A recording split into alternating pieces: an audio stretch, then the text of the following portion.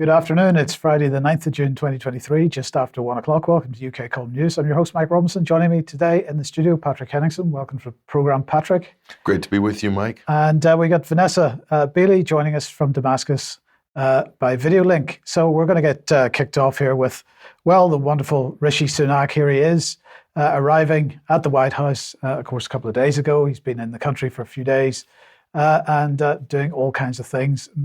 Joe Biden managed to walk around the sofa there without tripping over this time, Patrick, and to sit down without tripping over again. It's got tremendous gravitas, Rishi Sunak does. Well, it's so much gravitas, in fact, that Biden thought he was a president, so he called him Mr. President while he was there. There you are. But anyway, the outcome of this fantastic event was the Atlantic Declaration. This is all about securing our future. This is their graphic to promote it. It's a fantastic piece of work. So let's just have a look at the key points from this. So they're saying, first of all, they're going to reduce vulnerabilities across critical technological supply chains. That means chilling effect on China, right? That's just to translate that. Support the critical clean energy industry and our net zero ambitions. So we're looking forward to seeing that in action. And then we're going to keep Russia out of the global civil nuclear power market. Fantastic. So Chinese, freezing Chinese out, deindustrialization, and keeping, again, more tariffs and sanctions and so forth. And making sure Russia can't provide any energy to the rest of the world. So balkanizing the global economy and deindustrialization. Absolutely. It gets better. Here we go.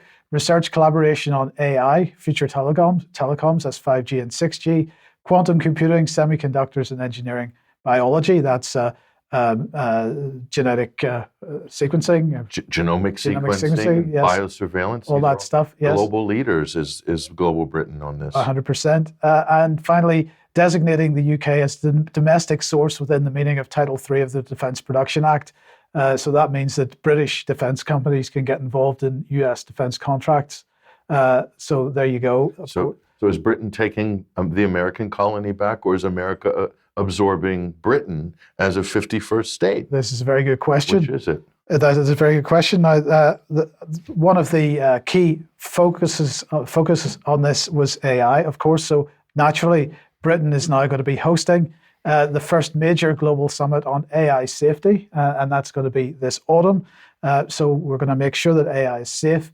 And this is because the importance of like-minded allies and companies working to develop an international framework to ensure the safe and reliable development of the use of AI is key to the processing of data and so on, as we're going to come on to in a second. But guess what? Palantir has said that it is going to make the UK its new European HQ for AI development. So what does this mean, really? Well, it's about deregulation, isn't it? Of course, they couch this all in the language of safety. But this is about deregulation and making sure that the big AI companies can do whatever the heck they like at any particular time. What does government want out of this, though? They want the automation that these AI applications are going to provide.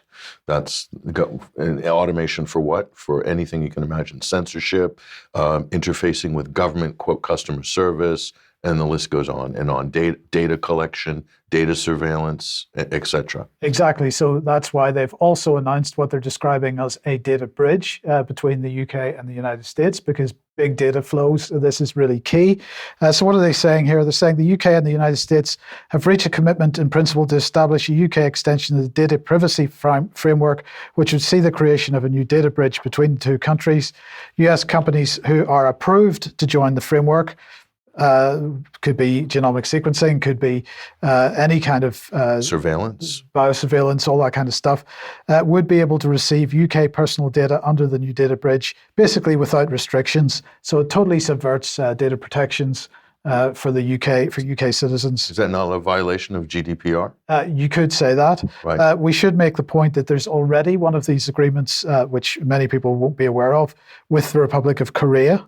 And that means that UK businesses are now able to share personal data securely without restrictions with Korean companies. This is now going to happen with the United States as well. So lots of really positive stuff, if you'll excuse the sarcasm, coming out of Rishi's visit to the United States. And we shouldn't forget, of course, that one of the key things that he was there to do was to lobby for Ben Wallace to become the next Secretary General of NATO.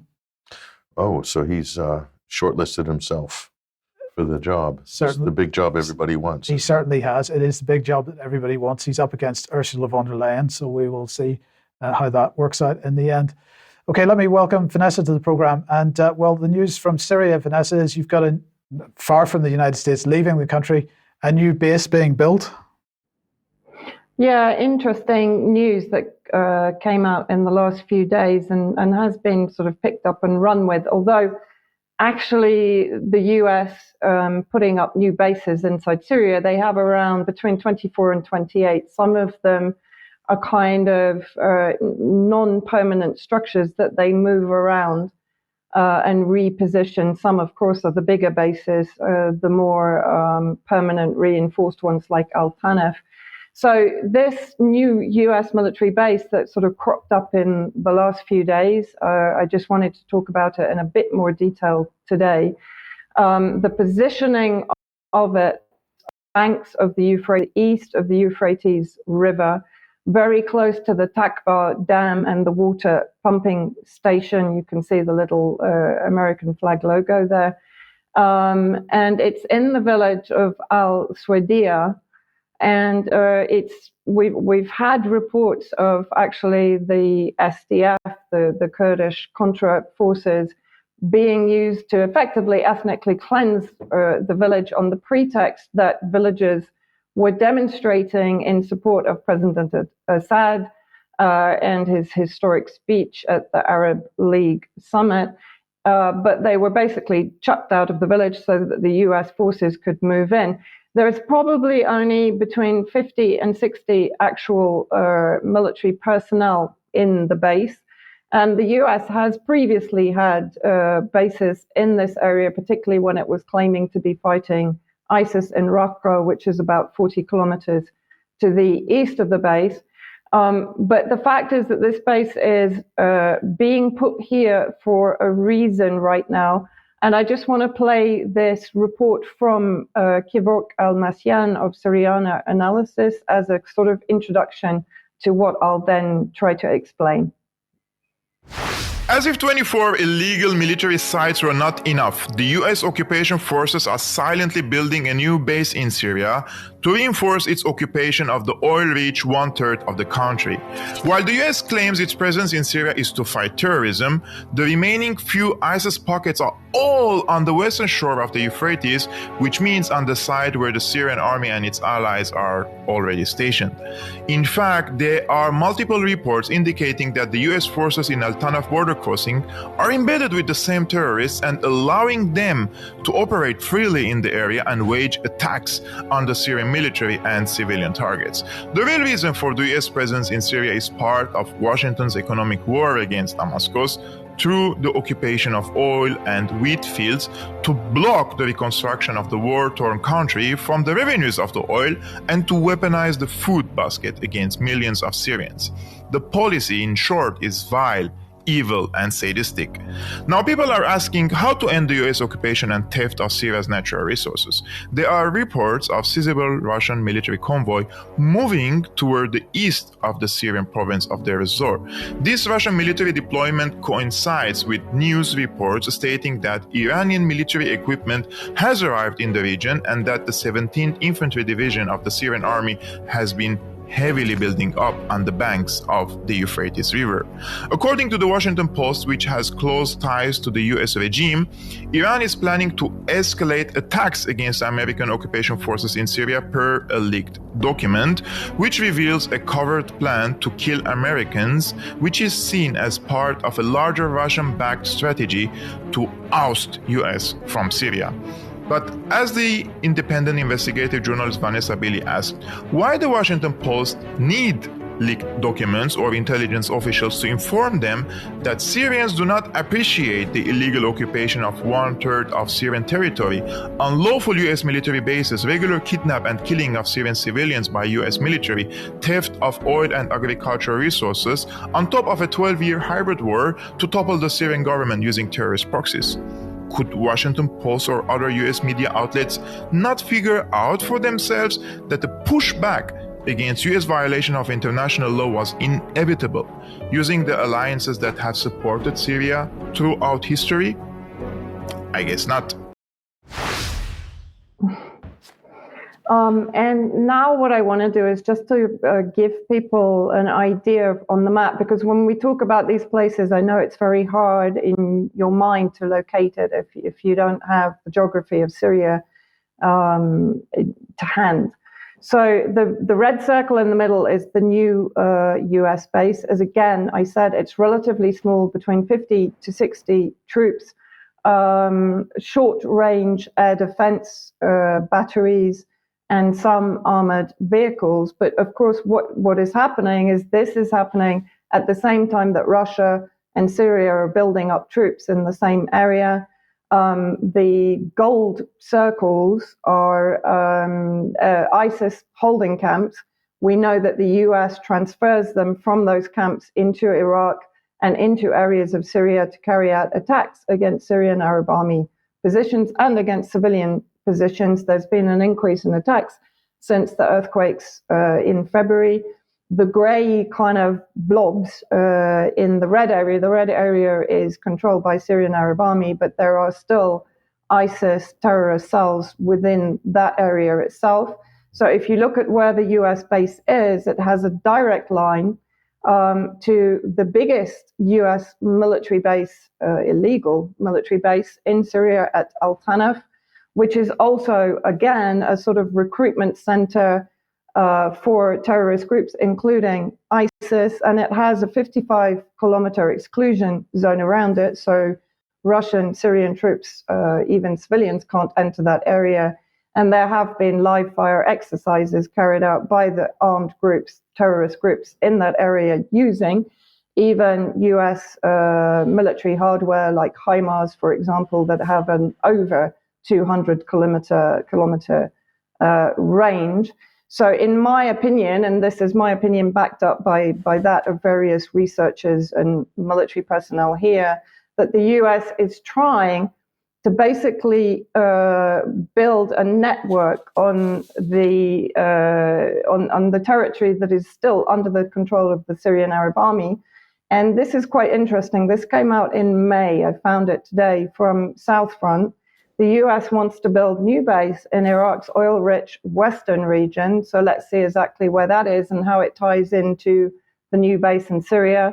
The United States is planning to establish a new base in the western Iraqi province of Al-Anbar. An Iraqi security source told local news outlets on May 23rd. The unnamed sources suggested that the US wants to establish a presence in Al-Anbar, which borders both Syria and Jordan, because it hosts some of Iraq's richest oil and gas fields. The security situation in the province, which was once considered a stronghold of ISIS, has allegedly improved significantly in the last few years, according to the source. Now, the US maintains some 2,500 troops in Iraq and probably similar number in Syria, although they tend to downplay it. And recent Iraqi news outlets revealed a plan by the US to further expand its presence within the Ain al-Assad air base, which is located in Al-Anbar. So there you see also an increase in US military in Iraq, and let's see how that ties in to the idea of a direct route to the US base now close to Raqqa and close to the water pumping station of Takbar. And this is important because not only is the US controlling oil and agricultural resources, but Turkey, another NATO member, has control of the majority of the water that enters both Iraq and Syria. So the US being close to the pumping center is also potentially a risk for Syria. And here you have, it's virtually a direct line from Al-Anbar to Tanaf to the US base in the center there. And so that means that arms that come into Anbar, for example, the airbase at Anbar can be used potentially in coordination with Al Tanaf and the US base in the center to carry out attacks if there is an escalation between Syria and her allies and the United States. Okay, thank you, Vanessa, for that. Okay, let's move on to Ukraine now, Patrick. So a little update on what's going on with the Ukraine conflict here. We have a few developments this week. I know you mentioned some of them earlier in the week on your program. We're going to hopefully expand on some of that here.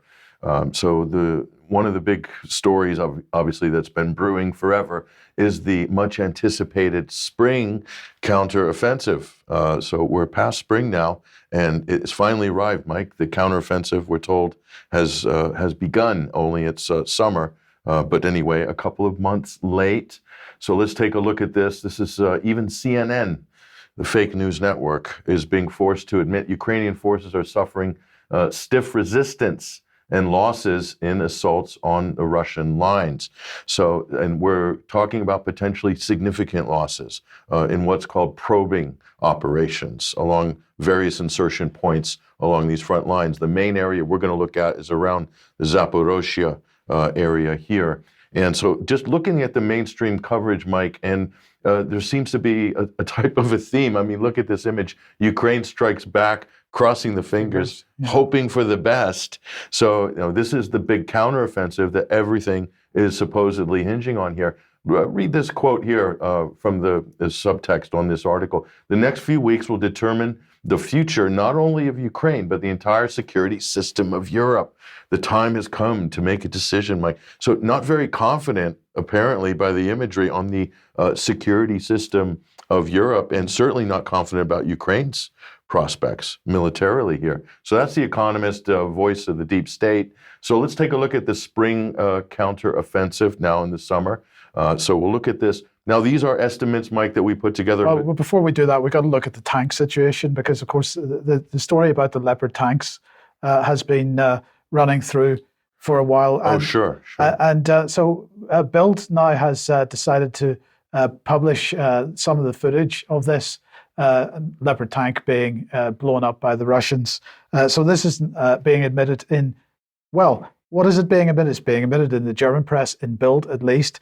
But where else? Not really anywhere else. It's certainly not in any of the British media and so on. So let's, Forbes is really the only other Western media that's covered this. And this was yesterday. I think the Russians just destroyed their first Ukrainian Leopard 2 tank, is what Forbes was reporting.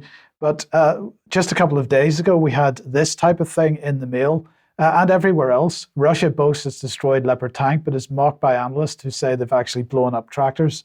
So the story, the Western story was, don't worry, nothing to see here. Leopard tanks all still functioning as they should be because, in fact, Russia was blowing up farm machinery and claiming it was tanks instead.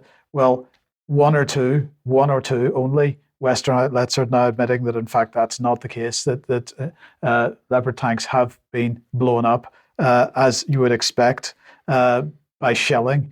But the vast majority, certainly the BBC and no other British press is covering this story at all. They're in complete denial, it seems. Sure, military analysts have looked at that footage that you just showed, Mike, and noted the columns of tanks just kind of being used as target practice by Russian artillery. Right. And a lot of people are questioning the fact that these are obviously the trained, especially trained Ukrainian forces that have been spending the last 2 months or 3 months being trained in Europe on these very combat techniques regarding these very tanks. And some of this new equipment is supposed to be cutting edge training, right? To NATO standard, and they're getting wiped out straight away. And so where are the replacement drivers for these German tanks if they're losing where are the replacement tanks? Can they go from the Challenger into the Leopard and then back to the Abrams? And so again, the chopping and changing of all this equipment is not really a recipe for success, apparently. But back to the spring counteroffensive here, and you can see Zelensky commiserating with his sugar daddy, Joe Biden, there from their recent visit. So let's take a look at this. This is now, what we've done, Mike, is amalgamated Russian MOD with Rybar. And I've looked at other Russian telegram channels, and the numbers are more or less in this ballpark. You cannot get accurate figures here. You have to go by the credibility of past claims and looking at a multitude of sources here. Looking at past claims, these numbers tend to be pretty consistently accurate compared to other Western sources that tend to really underplay losses. And certainly nothing from the Ukrainian side is in any way accurate. Oh yeah, they've lost nobody. They've lost no tanks. It's all going swimmingly well. That's Kiev's party line. This is the first 72 hours. Again, not just in Zaporozhye, but mainly this is where the bulk of the fighting is happening. So this is what we're looking at. Ukraine, 30,000 men positioned over 6 insertion points along these battle lines, okay? So far, the losses reported, according to those sources we've cited, an amalgamation are roughly 8,700 dead soldiers, okay? And this is, again, including other areas, including the fringe of Bakhmut as well, in other areas. 2,900, quote, missing. You could count those potentially as casualties. 4,000 hospitalized. Okay, so already, Mike, you're at 50% losses there, just in the first 72 hours. Okay, 33 tanks, 66 combat vehicles, a combination of different combat vehicles there. 30 howitzers lost. These are lost by Ukraine, and 4 fixed-wing aircraft that we've seen so far. Okay, so that's the first 3 days of the counteroffensive. If these are even halfway accurate, Mike, it's not going well. It's not going well. And considering everything is hinging on this counteroffensive, the future of funding, et cetera, from the West. So we'll move on and see where the analysis takes us next, Mike. But you mentioned this in the previous program here, Anders Rasmussen, former head of NATO, basically saying that NATO is going to send troops into the Ukraine. He warns there. Now, this statement was immediately rebuked by the Ukrainian Foreign Minister Kuleba.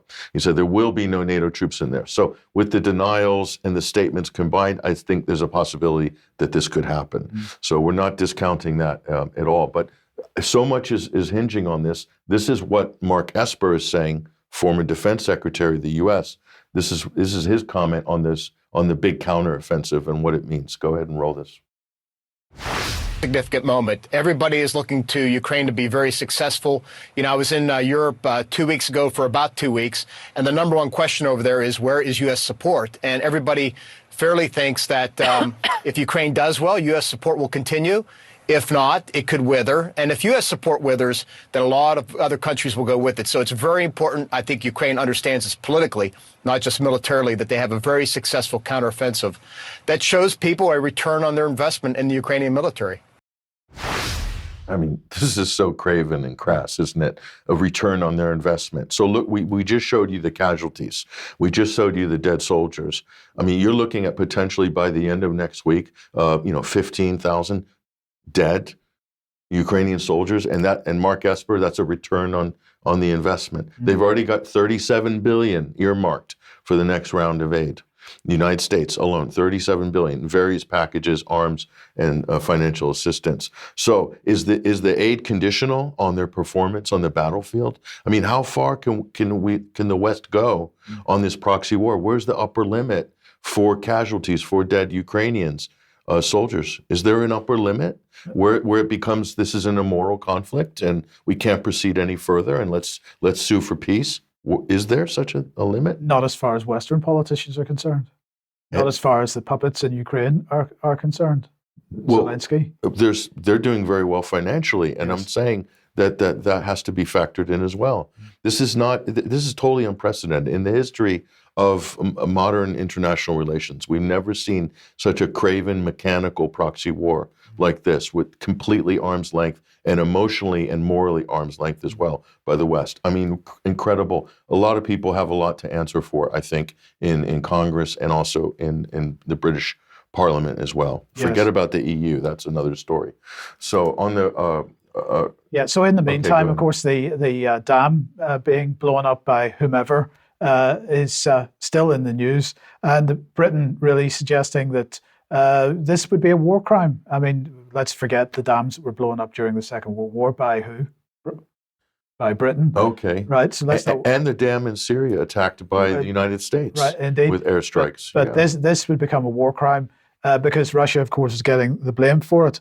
Now, as no doubt you're going to mention in a second, it has been on the receiving end of weaponry from the Ukrainian side over the last several months. But anyway, just before we move on, I wanted to highlight what Maria Zakharova was saying. I'm talking about what happened yesterday at the Kakhovka hydraulic power plant. No, you're a bit. Sorry, I've forgotten the hydroelectric is what I'm thinking of. This really should be a subject of worldwide study, research, and investigations. They're calling for exactly the type of inquiry into this event as with the Nord Stream pipeline, and of course they're getting total rebuke from the rest of from the Western world anyway. But she went on to say the reaction of the West in all such situations is 100% predictable. It's an endless desire to blame Russia for everything. She's not wrong. The endless linking of all negative things that happen in Western countries in order to maintain the hysterical attitude of their own populations towards the situation around Russia. She's absolutely right there, but calling for a global investigation into this, which quick as a flash isn't going to happen. In fact, Western governments already saying no way to that. But what's Kiev saying about it? Well, this is the latest here. Kiev claim they have intercepted calls showing that Russia blew up the Kakhovka Dam. So this is shades of MH17. Yes. The SBU has intercepted calls. So we can't wait for the release on this, and we hope that the audio is non-doctored as the MH17 evidence that turned out to be not even admissible in the Dutch kangaroo court trial in The Hague. But hey, it's all in a day's work for the SBU. So that's what they're saying here. This is the latest. Obviously, they held back on this a couple of days before they released it because it was such bombshell intelligence. But so Russia did it. Here's the chorus, Mike, starting with our favorite, Jan Stoltenberg. The destruction of the dam puts thousands of lives at risk. This is an outrageous act. The brutality of the war crimes, etc. So he's saying Russia did it. Ursula von der Leyen immediately weighs in after Jan Stoltenberg. Russia will have to pay for the war crimes committed in Ukraine. The destruction of this dam is an outrageous attack. So I think they both said outrageous, didn't they? No, I'm not sure. Yes, an outrageous attack. Civilian infrastructure, lives at risk, etc. Europe is mobilizing support with our civil protection mechanism. So I wonder what that is. What is the European civil protection mechanism? What could that be? White helmets or something, or rather? Okay, and this is the latest woke sensation. The leader of Estonia, Kaja Kallas, she's saying the terrorist state, Russia, is now turned water into a weapon, destroying the Kakhovka Dam. It's a war crime, she says. This is ecocide, she says. She's coming from the green angle there. And mass destruction, etc. We must stop this cycle of aggression by helping Ukraine to victory and delivering full accountability. All sounds pretty good here. And of course, Zelensky weighs in, Russian terrorists. The destruction of the Kakhovka hydroelectric power plant only confirms the whole world what we already know is Russians are evil, etc., etc. And so there he goes.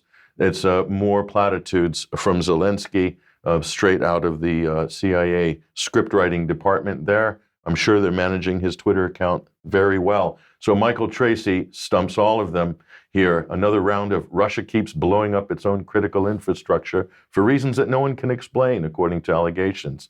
Russia's novel strategy for prosecuting the war is to bomb itself constantly. So I'm with Michael Tracy on that one here. But let's take a look at some key data points. Well, it turns out that this is the UN Security Council here, dated October 21st, 2022. The Russian delegation raised this very issue that Ukraine was targeting this dam and using it as a military target here. And they warned about all the potential problems that could arise from such attacks. So this is on the record. Okay, another data point here. December 2022, Washington Post. Complaints here, even the Washington Post admits it. Ukrainians using U.S. HIMARS rockets to strike the floodgates at the dam, at the Kakhovka Dam, same dam, Ukrainian forces. So this has been a military target For months, as you said before. Well, the key point here is that the evidence seems to be showing that it took quite some time from the point of, because nobody actually knows which attack may have done the damage that finally caused the collapse, but it's been in the process of collapse for an extended period of time. So for all we know, it could have been that event which caused the eventual collapse. So there's also the underwater demolition possibility, a la Nord Stream pipeline. Right. That's also certainly, there's teams on NATO's side that are perfectly capable of putting mines or mining underwater on that dam. So, and then also there's a potential of sabotage from the inside as well. So there's a lot of different possibilities there. So let's take a look at this. So who benefits from this? Well, it's worth pointing out, these are just a few data points. This poses a risk potentially to the Zaporozhye power plant's backup power system. That's for the cooling, very important in terms of reactor meltdowns. Threatens freshwater supply to Crimea. That can't benefit Russia, can it? I don't think so. And Russia forced to move back from defensive positions along the flood line. That can't be a benefit to the Russian forces, and Russian mine positions have been lost, which they fortified in those areas. So, these are just a couple. There's many more we could add to this list, but this idea that Russia did it because somehow they benefit, again, from blowing up critical infrastructure, which seems to be a kind of a talking point. Nobody really questions this in the West, but obviously the evidence doesn't point there. Now, Tucker Carlson also weighed in on this issue, and we should note that he launched his first episode of Tucker Carlson on Twitter, hit 100 million views, Mike, breaking the records for any such TV format episode ever. So this was huge. Whether he'll get those numbers in the future, we'll see. He put out episode 2, I think, this morning. Okay. He's had his second one out. But he made a claim about this dam. Let's listen to what Tucker said about this issue and the Nord Stream pipeline, and we may even fact check it. But go ahead and roll this. So really, once the facts start coming in, it becomes much less of a mystery what might have happened to the dam. Any fair person would conclude that the Ukrainians probably blew it up, just as you would assume they blew up Nord Stream, the Russian natural gas pipeline, last fall. And in fact, the Ukrainians did do that, as we now know. Do we know that? Do we know that? I don't know. I don't think we do know that. It seems to me the evidence points to NATO blowing up the Nord Stream pipelines. And again, I'm not even convinced that Ukraine blew up this dam. I think it's possible that we have, we have SAS, we have special boat services, we have Navy SEALs on the NATO side, all capable of sabotage operations and doing it totally in a clandestine way.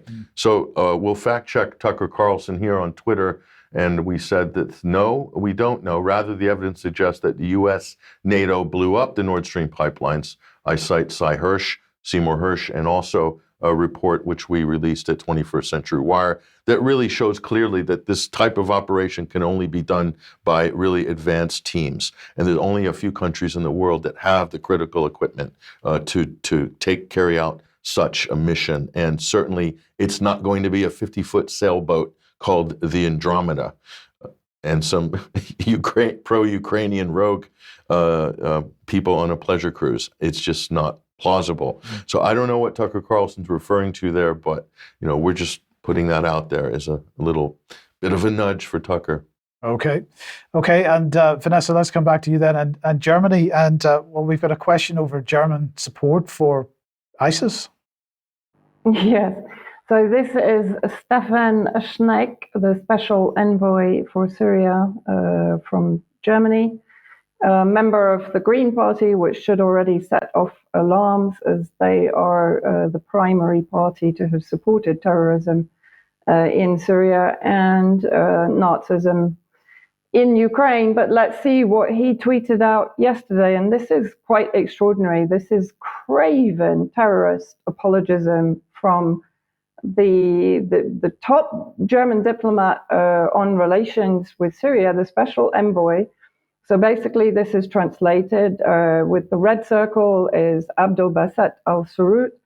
And this was on June the 8th. He said, "Today we commemorate Abdel Basset al-Sarut, the Syrian goalkeeper turned brave revolutionary. His life, with its ups and downs, paints a vivid picture of the complexities of the Syrian struggle and his legacy continues to inspire us. So let's have a look, Mike, at what legacy exactly continues to inspire Mr. Schneck. So this is Abdul Basit al-Sarut's incitement to genocide against Alawites, a Muslim minority sect inside Syria. He basically says, we're coming to slaughter you without an agreement. He's holding court here with a number of terrorist armed fighters.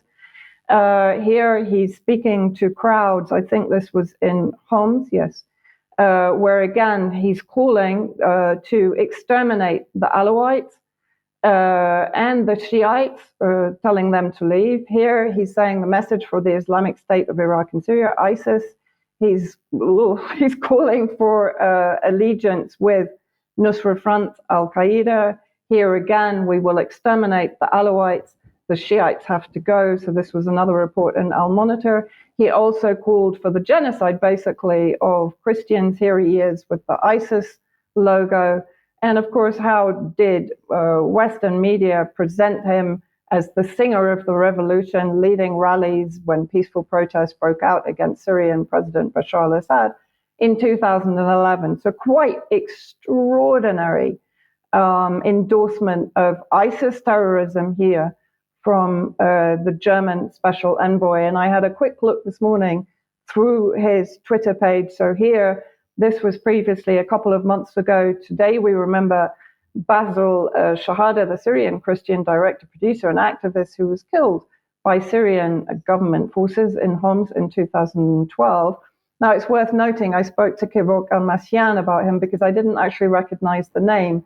But looking a little bit further into him, it appears that he came in to Homs at the same time as people like Dani Abdul Qayyum, who were proven to be producing fake reports. And I recommend, if people haven't seen this, that they go and watch the documentary that I made in collaboration with a Syrian journalist, Rafiq Latif, that basically exposed the majority of the narratives from 2012 to 2013 by CNN, Al Jazeera, Al Arabiya, etc., to have been very clearly staged.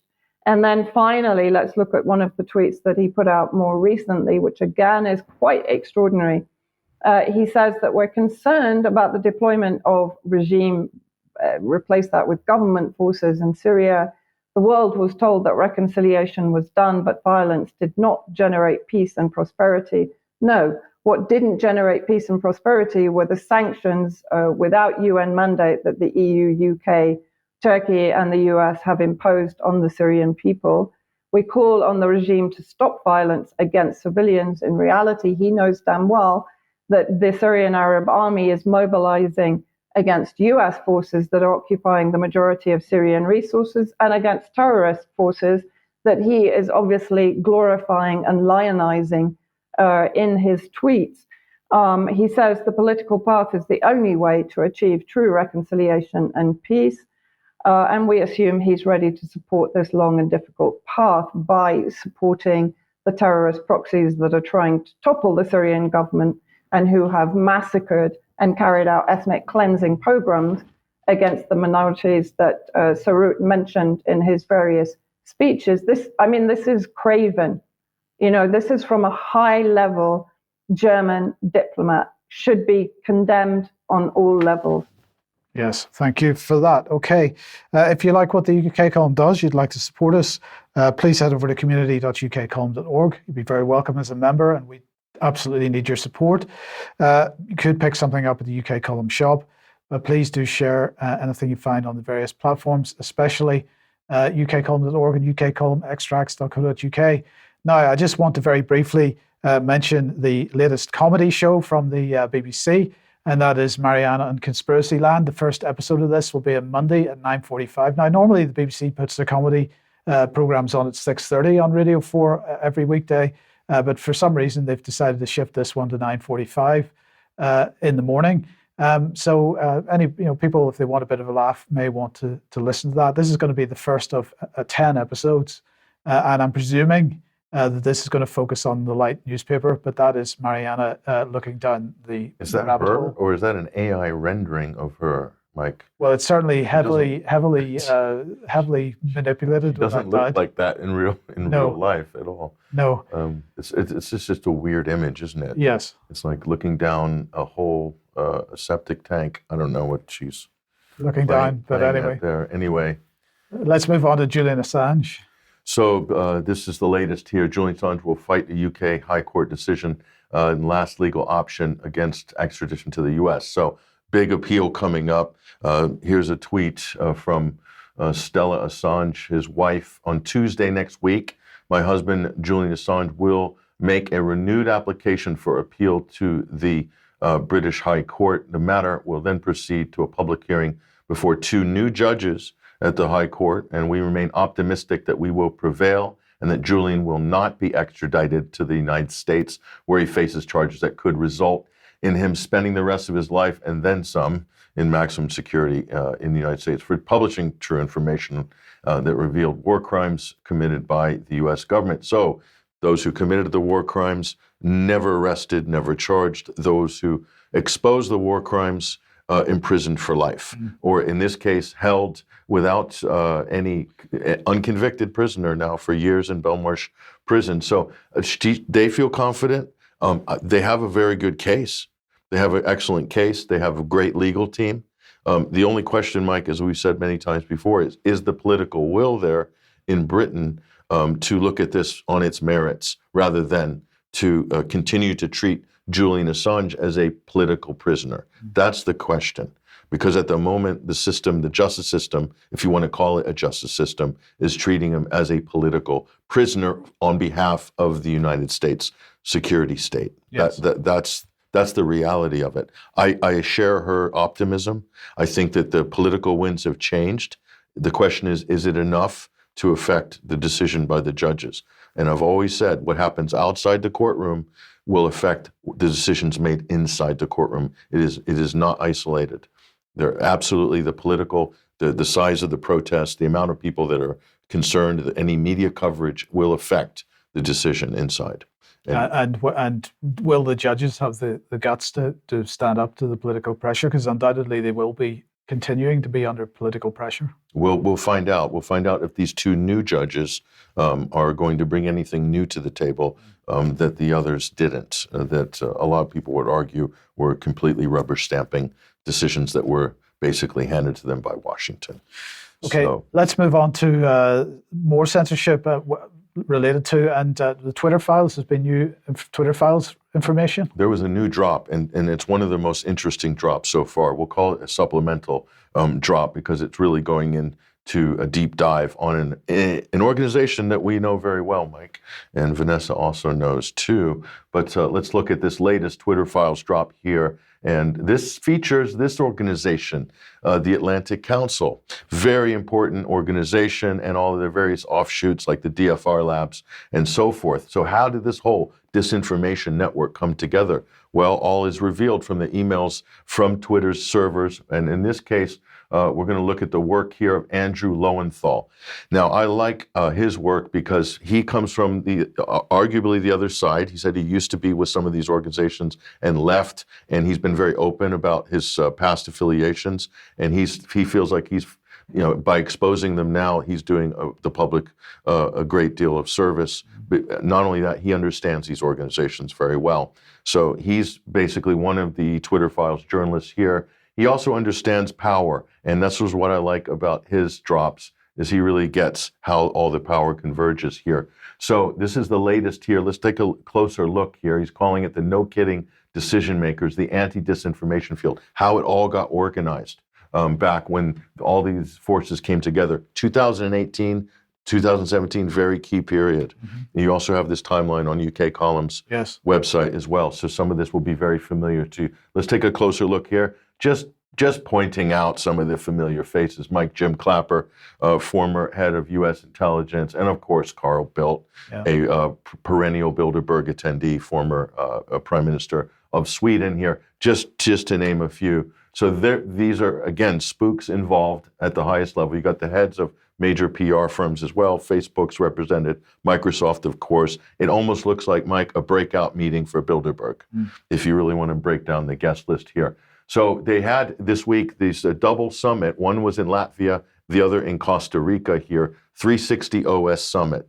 Okay, this is the Atlantic Council, and we'll look at this. So, you can see the types of people, Boris Johnson, Mike Pompeo, who the deep state will thrust as the Republican vice presidential candidate. He is the next Dick Cheney, representing the defense establishment here. Mike Pence, George Bush Jr., of course. These are the types of people that have been featured in the past with the Atlantic Council and DFR Labs. So this is really a privatized arm of the Central Intelligence Agency and MI6. Okay, so let's look at this double event here. And so they have their own situation room. Twitter also gives to these events as well previously under the previous regime. So big tech is part of the funding for Atlantic Council, along with the defense industry, along with finance and the energy sector, all of the things that U.S. Overseas imperialism, those interests they seek to protect and create markets for, those are the funders of the Atlantic Council and these types of events. Isn't that interesting? So let's take a look at this. They're also partnering DFR Labs with the Virology Project. They ran a lot of the censorship, as we showed previously, regarding COVID and vaccines. That's really important. Also, in addition to that, well, let's take a look at this. So these are the items which they were marked to be censored. Anything questioning COVID cases or COVID deaths, the lethality of the virus. We're talking early on in 2020. Marked for removal, and IFR, spread, etc. Anything that provided anything different than the mainstream or the government narrative. Alternative remedies, treatments, that was marked for removal. Questioning the efficacy of masks, marked for removal. Vaccine efficacy and safety, marked for removal. Side effects of vaccines, deaths, and any post that creates, quote, vaccine hesitancy, immediately marked for either removal or what they called limited distribution, i.e. shadow banning. Right. So the DFR Labs, Atlantic Council, not just in the war conversation, they're also working on COVID and vaccines as well. And so this was the hub. This is the Global Engagement Center, which they are also partnering with. This is the State Department funded hub where all of the three-letter agencies could go and gain access to Facebook, Google, YouTube, Twitter, LinkedIn. Okay, so this is the main organizing hub that allows the deep state access into the censorship machine. We're calling this the censorship industrial complex here. Back to Andrew's Twitter files drops, and we'll look at this, the DFR Labs and the Global Engagement Center and Hamilton 68. So they're organizing these networks behind the scenes from 2018. And so sharing information, sharing blacklists, and Hamilton 68, just to remind people, I'll show you in a second here, but Clint Watts and the German Marshall Fund, again, State Department, Alliance to Secure Democracy. So anything that's Russian-related, Russian disinformation, a threat to democracy, this was all funded. And then they're coordinating with the Atlantic Council, the DFR Labs, all of those agencies we just showed you as well. And so Hamilton 68, just to remind people, that was, this is Matt Taibbi's drop here. That was my Twitter account marked for removal. Now, Twitter didn't remove my account, it turns out, because of Clint Watts and Hamilton 68, but I don't know that this same list wasn't acted on with Google, YouTube, and Facebook, which I can hardly post on for years now. So interesting. But there's a lot of other people on there that turned out to actually be real people and not Russian bots. So there we are. So that's at 21 Wired. Thank you, Elon Musk. We're back on the platform. And so here's the Costa Rican event, Mike. It's called RightsCon. See how they're framing this as a global meeting to secure the rights of people online, okay? So RightsCon, this is DFR Labs here. These are the sponsors. Look at the people involved with this. You've got DFR Labs, you've got Mozilla Foundation, you've got all the major cell phone carriers as well, the government of Sweden, Microsoft, Open Society Foundation. It's a who's who. Okay, so it seems like a good cause, right?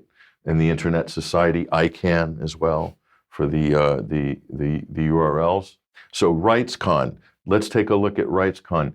And you can see an internet free and secure. Sounds good. The speakers are very secure. You can see one of them is still wearing his mask this week. But let's look at what their actual program is here. An internet-free and secure initiative. Recommendations for human rights-based approach to cybersecurity. This is their main mission. And if you look on this website, you'll see all of their basically mission statement. I think it's 10 steps to secure people's rights online. So here's how they're framing it. Cybersecurity capacity building has an important role in enhancing and securing of persons both online and offline. Such efforts should promote, quote, human rights, respecting approaches to cybersecurity. How do you read through this, Mike? So, well, it's the usual narrative. We're going to come onto this with respect to the EU, of course, because in order to shut down freedom of speech, we've got to support freedom of speech. This is the kind of language that they use. In order to enhance the security of people, we've got to basically lock everything up so that people can't express themselves properly and so on. But they're using cybersecurity and they're using other buzzwords like this in order to justify or to create the idea of some kind of threat that they have to act against. And offline, so that's online harms. Yes. So again, it's bringing that language together here. It all sounds wonderful, and it's very well funded, okay? So this is the way that they're approaching this through the Atlantic Council. Now, I want to point to something that a lot of people might not be aware of, okay? This is Aaron Berman. He is the head of Facebook's Trust and Safety, okay? And so we found this out in the previous Twitter files drop here. And so he's talking about his oversight board here with other tech companies. They have a board, they have their sort of Zoom meetings, which we'll show you one of those in a minute. So Aaron Berman, interesting character, right, Mike?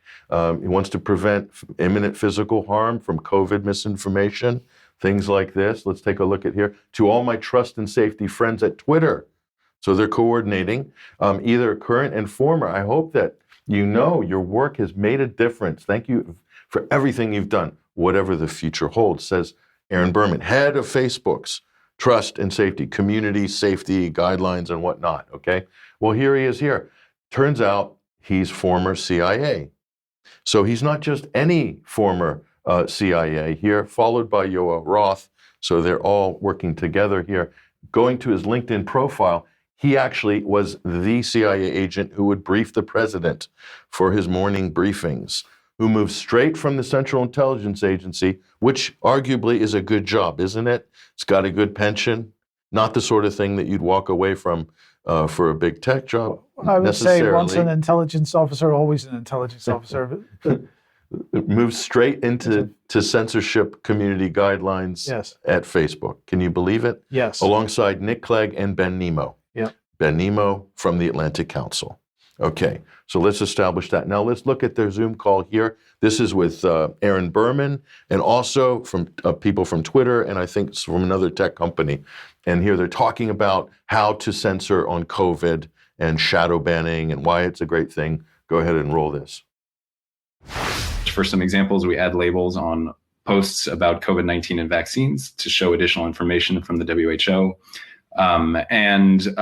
When we do remove misinformation from the platform, which I'll talk about in a second, we built a tool so that we notify users who saw that misinformation before we removed it so that they have access to the authoritative information that corrects it. So that's in a large bucket are part of our inform work here. On remove for COVID-19, we do have a policy to remove harmful misinformation related to this topic. Specifically, we remove content that has been debunked as false and leading to physical harm by public health experts related to the pandemic. So these are things like fake preventative measures, claims the virus doesn't exist, or this also includes a variety of claims about vaccines. The idea here is to remove misinformation that could lead to imminent physical harm by somebody maybe not receiving appropriate treatment or exposing themselves to the disease. So on vaccines specifically, in December last year, we started removing false claims about the vaccine, again, that fall within this category. And we've expanded the list of claims we remove about vaccines in general earlier this year in consultation with health experts. And we're continuing to make updates to these policies as trends emerge, including just this week, in fact. And we also remove pages, groups, and Instagram accounts that repeatedly violate these policies to get at those entities that might repeatedly spread this content. And then finally, the third part of the strategy, addressing borderline content, which could lead to vaccine hesitancy, which falls into the reduce area. So we do reduce the distribution of certain content about vaccines that doesn't otherwise violate our policies. And our approach here is really grounded in guidance that we've gotten from health experts that who've emphasized the idea that overcoming vaccine hesitancy really depends on people being able to ask legitimate questions about safety and efficacy and get those questions answered by trusted sources. But at the same time, we also realize that certain of this content could lead to hesitancy. So we reduce its distribution. So there's a CIA top guy reducing your distribution of your tweets and posts on Facebook, talking with the other big tech companies who are basically doing the same, right? Yes. He's reducing distribution, shadow banning. So what's the saying that they have? You have the right to speak, but you don't have the right to be heard. That's right. Yeah. Or so, That's absolutely right. That's the principle. Yes. Freedom of speech, but no right to be heard. No, freedom of speech, but not freedom of reach. Okay. Yeah. So it's not a conspiracy theory, of course. It's there you have it from the horse's mouth. Okay. So that's to me, this is all very revealing. I know we're going back in time a little bit, but it's important that we establish the facts of history of what happened and people to understand how this whole network is constructed. Government absolutely actively involved. Now we know about all this stuff on the U.S. side now. What's it like on the British side? It's much the same. But I mean, the key point here, Patrick, is Twitter under Musk is getting absolutely hammered by everybody, even today. And so we've got to understand the context of this to understand why they're so concerned about Twitter's approach to how he's running the organization. So anyway, of course, one of the people that is... can I just add one thing? Yes, go ahead. While they've been spending all of this time censoring political speech and your evil COVID and vaccine hesitancy speech online, it turns out that Instagram has looked the other way with a huge pedophile network running openly on Instagram during this whole period. This has just broken in the last 24 hours, this story. Okay, we haven't covered it. I'm sure you might. I hope you cover it on Monday. Yep. So they put all of their resources into censoring your political speech and your vaccine hesitancy, but they let organized criminal gangs run amok on Instagram openly during this whole time. Okay, where are their priorities when it comes to trust and safety? This is a good question. Very good question. Now, I just want to play a little bit of video here from Andrew Bridge in the House of Commons. Let's just play this and then we'll just briefly comment on it afterwards. Andrew Bridge. Speaker. This week is Carers Week, where we acknowledge and recognise the tremendous work done by unpaid carers week in, week out. Unfortunately, I've been contacted by a number of constituents who are now unpaid carers who used to be paid until the vaccine mandate. Given that we now know that the mandated medical treatment does not prevent transmission or contraction of the virus, could we have an apology and a statement from the government, not only to my constituents, but to the 40,000 other professional carers who are forced from their jobs on what is obviously a false premise? Leader. Well, can I say to the honourable gentleman that I will make sure that the Secretary of State has heard his remarks. The care workforce is under tremendous pressure. There are an enormous number of vacancies at the moment, and he will know that the Secretary of State is looking at not just what we can do to bolster that workforce, but also part of this is about the status of that job and the support people have in the job. I shall certainly make sure the Secretary of State has heard his comments. Yeah, but she's not prepared to give any serious answer. So I think it was a very well-constructed question because it put her right into the corner. Did she answer the question, though? No. That's the problem. Yes. So there are vaccine mandates still happening in Britain. They're not official, but people are being coerced, being pushed into getting what is still an experimental jab that has not gone through any proper regulatory process or approval, is still effectively being treated like it's an emergency use authorization. That's right. Injection. So again, it would be good if we saw more of these questions from other MPs, maybe on the Labour side, maybe on the Conservative side as well, other parties. certainly is this not happening in other constituencies? There needs to be more than a lone voice in Parliament at the moment, and he is definitely a lone voice at this point in time. Now, of course, the fear agenda continues, so let's just bring this on screen, because, of course, everybody will know by now that the UK Health Security Agency has decided to launch a new heat health alerting system. So we've got to be really afraid. This is basically the message from them. We've got to be afraid of the heat. Of the weather? Of the weather, yes. So we've got yellow alerts in many parts of the country at the moment. They've set up an entire website to give us the details. So they've got, there's a yellow alert in the following regions. So they give some amber alerts going on as well.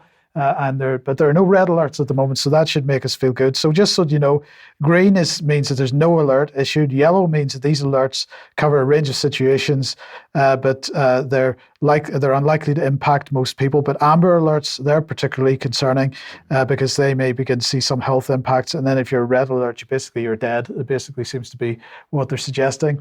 But I feel a traffic light system coming on, Mike. That's yes. what we need, a traffic light system another traffic for the light weather. And I think when should the lockdown be? Should it be between the amber and the red, or are you thinking maybe between even yellow and amber? This is a good question. But look, if anybody's confused about the fact that basically everybody is going to go off to some very hot country in the next few weeks for a 2-week holiday, and they're not going to come back dead, if anybody's confused about that. They might look like a lobster, but they're still alive. But we don't have to worry, because the UK Health Security Agency is telling us what we need to pack.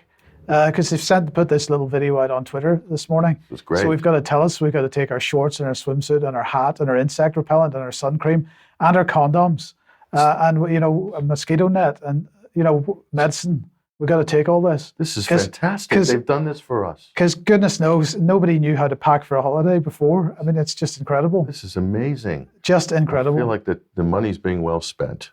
Absolutely well spent. Well, look, I'm just going to skip through a couple of things here, which we'll put into extra. I just want to end on one little thing here, which is this quote. Now, I appreciate this is not really a Dostoevsky quote. It is absolutely not, but I just think it's very appropriate. I just want to remind everybody of it. The tolerance will reach such a level that intelligent people will be banned from thinking so as not to offend the imbeciles. I think that is not far away. If we're not there already, we're not far away from it. Certainly not. Certainly not. So look, let's leave it there. We've got a couple of things to talk about in extra, which we're going to do in a couple of minutes. You don't want to show the Elwood event? We will do that. We'll do that in extra. We still got time. Okay, if you want, we'll do. Absolutely. We'll do the Elwood event. So this was, and I have to give a shout out to our friend Ben Rubin on Twitter, who shared this with me yesterday. So this is an event that turned up here, a New World Order featuring the Right Honorable Tobias Elwood, and this is going to be in Salisbury. And I think this is coming up on June 23rd. So tickets are £20. It looks like a really exciting event, Mike. You'd think that this was an alternative event, but it's not. This is mainstream. And here it is here. I think the Arundel's charity there on their website here. So a New World Order with Tobias Elwood. What could they be talking about? What do you think? I think I would like to know what they're talking about, and I'd be very keen for lots of UK Column members to go along to that. I think I'm going to get a ticket. What do you think? I think we should go. Worth going to. That's going to be fun. Yeah. That's going to be a lot of fun and informative too. So that's the full package. So yeah, that's coming up on June 23rd. Yeah, just go online, and it's going to be sold out. I'm telling you right now. Especially after today's news program. Yeah. But anyway. Okay, let's leave it there. We'll be back in a few minutes for some extra. If you're a UK Column member, you're very welcome to join us there. Otherwise, we'll see you at 1 p.m. as usual on Monday. Have a great weekend. See you then. Bye-bye.